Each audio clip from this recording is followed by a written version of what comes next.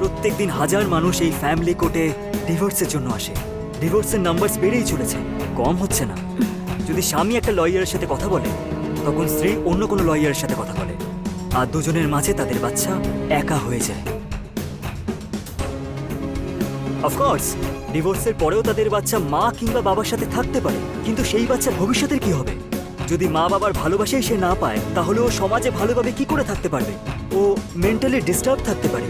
এই সব কথাগুলো খেয়াল রেখে কোর্টের এই ব্যাপারে ভাবনা চিন্তা করে সিদ্ধান্ত নেওয়া উচিত।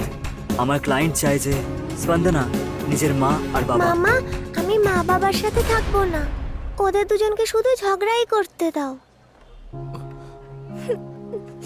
আমি যেখানে আছি সেখানে খুব ভালো আছি, ওখানে আমার অনেক বন্ধু আছে। ওদের মা বাবা নেই আর আমারও মা বাবা নেই, এটা ভেবেই আমি ওখানেই থাকবো মামা।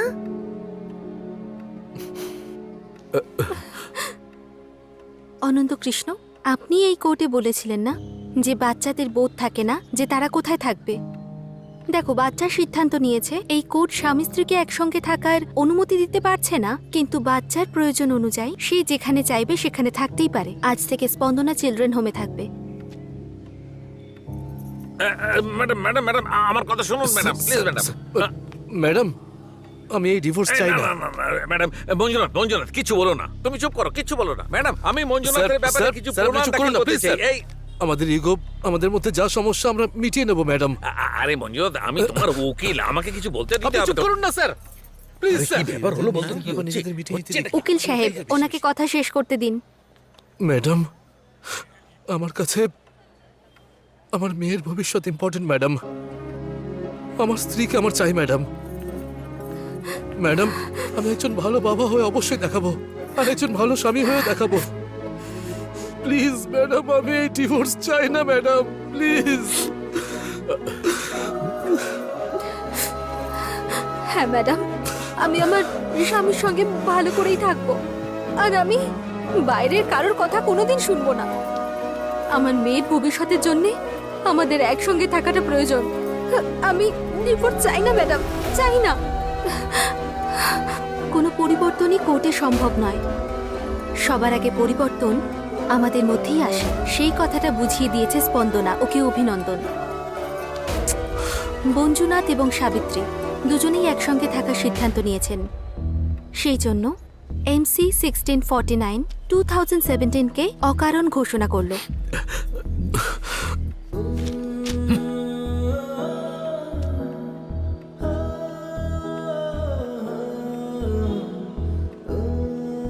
MC 1425/2017 রঘু আনন্দ ভার্সেস মেঘনা।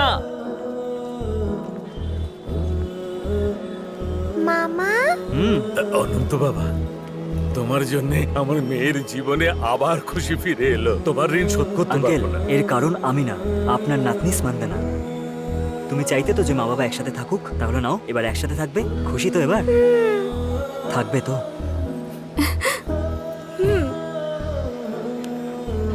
তোমার মা বাবা দুজনকেই চাই, তাই তো?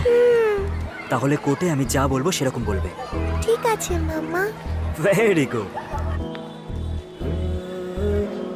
তোমার বাবা যে জুটি বানিয়েছে সেটা কখনো ভাঙবে না। কৃষ্ণমূর্তি, একসঙ্গে থাকা বা আলাদা হয়ে যাওয়া এসব কিছু আমাদের হাতে থাকে না।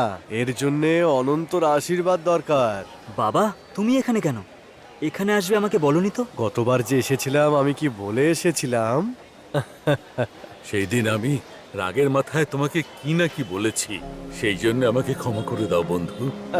এখন সব কিছু ভালো হয়ে গেছে, আমি সব ভুলেও গেছি। হ্যাঁ, কতদিন পর তোমার নাতনি বাড়ি ফিরে যাচ্ছে, আনন্দ করো। হ্যাঁ সত্যি, এবার আমরা যাই। হ্যাঁ, হ্যাঁ। আসি আসি অনন্ত। বাই মামা। বাই। বাবা, আগেরবার যখন আমি তোমাকে না বলে ডিভোর্স কেসটা নিয়েছিলাম, তখন আমার উদ্দেশ্যই আলাদা ছিল।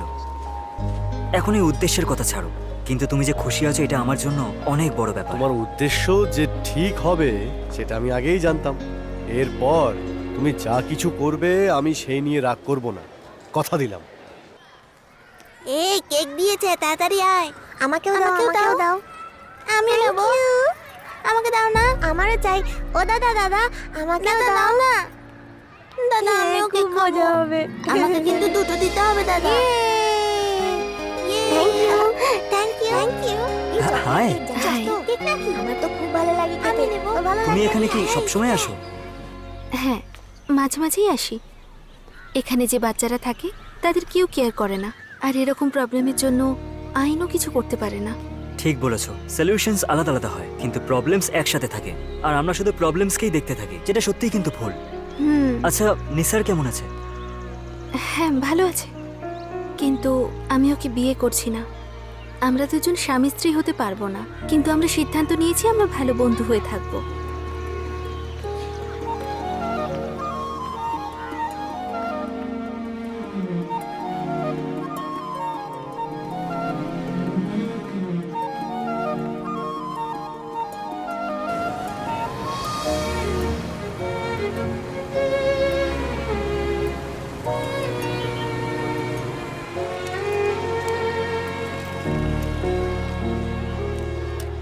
হাই নুসরাত।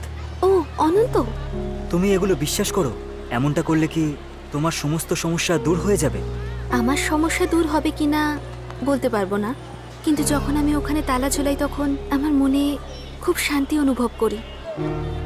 আমার মন শুধু বলে এটাই ঠিক। শুধু এইটুকুই ভরসা আমার উপরও করো, আর এই চাবিটা আমাকে দিয়ে দাও। তুমি সবসময় খুশিতে থাকবে। যখন থেকে আমি তোমাকে প্রথমবার দেখেছিলাম তখন থেকেই তোমাকে আমি পছন্দ করি।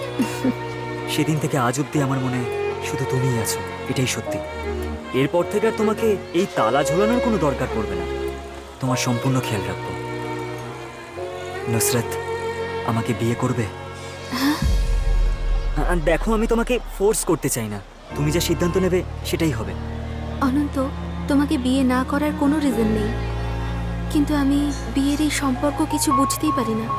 আমি বুঝতে পারি না যে আমরা ওই মন্ত্র উচ্চারণ করে 7 পাক ঘুরে নিই আর তারপরে আবার আলাদা হয়ে যাই আর কবুল বলে তালাকও নিয়ে নিই। বিয়ে কিভাবে হবে সেটা ইম্পর্টেন্ট নয়, কিন্তু বিয়ের পরে একে অপরকে বোঝাটাই এটাই ইম্পর্টেন্ট। তোমাকে সারা জীবন আমি খুশিতে রাখবো, এইটুকু বিশ্বাস তুমি আমার উপর রাখতে পারো।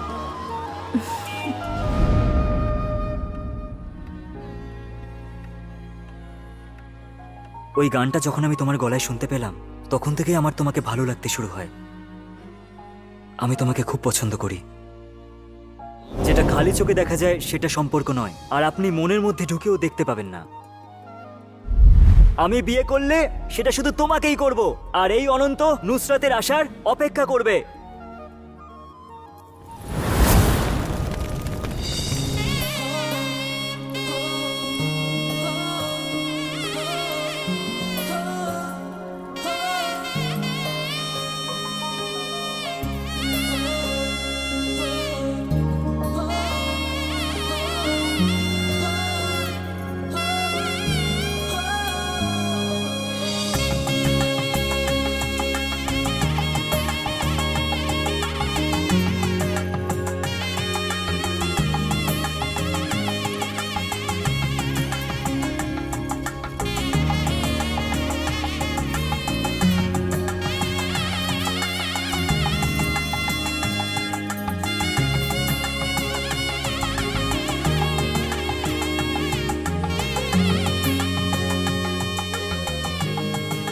উপস্থিত সকলের সামনে নুসরত ফাতিমা বেগের নিকাহ অনন্ত কৃষ্ণর সঙ্গে দেওয়া হচ্ছে। আপনি কি এই নিকাহ কবুল করছেন? আমি কবুল করলাম। আপনিও কি এই নিকাহ কবুল করছেন? কবুল করলাম।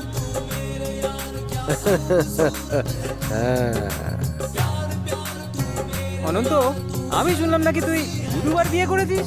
একটাই মেয়ের সঙ্গে দুরকম ভাবে বিয়ে করা বাহাদুর আমার বন্ধু।